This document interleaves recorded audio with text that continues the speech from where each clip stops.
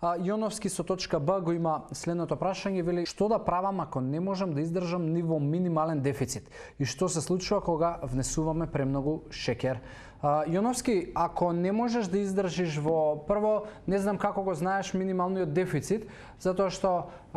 генерално она што луѓето го прават во потрага по слабење, брзина и намалување на масните наслаги и подобрување на изгледот,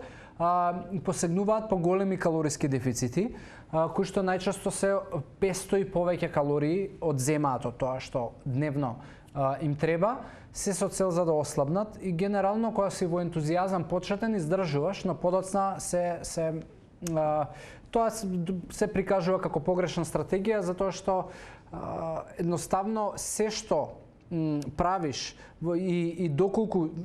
ако се ставаш во режим пред се и ако се ставаш во калориски дефицит кој што трае многу долго време, веројатноста дека твојот метаболизам ќе почне да работи, ајде народски кажано, побавно, односно да согорува помалку калории во 24 часа е многу голема. И при тоа во такви дефицити што прават луѓето, ќе почне со некаков дефицит, ќе ослабне, ќе не може да живее повеќе во таков режим затоа што прегладнува, затоа што не сака да живее во рамка и во режим, се враќа на можеби на старите навики со намера дека оке, ај сега можам да се олабава малку, враќа килограми назад, го фаќа паника, пробува следна диета која што можеби има уште поголем калориски дефицит и тоа нема крај. Затоа првото нешто што треба да ти биде во глава е одржливост. И ако мене лично ме прашуваш и тоа што и науката го зборува е дека повеќе од 200 калории дефицит не ти треба, затоа што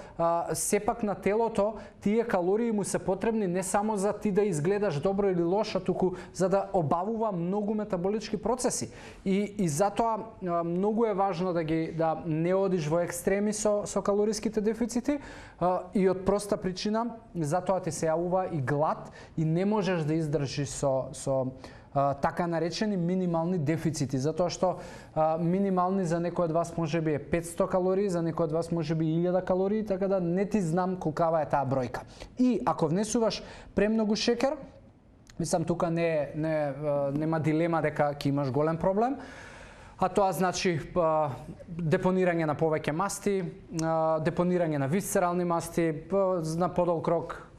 замастување на црн дроб, појава на холестерол, триглицериди, диабет тип 2, така да нема премногу шеќер, без разлика од каде доаѓа.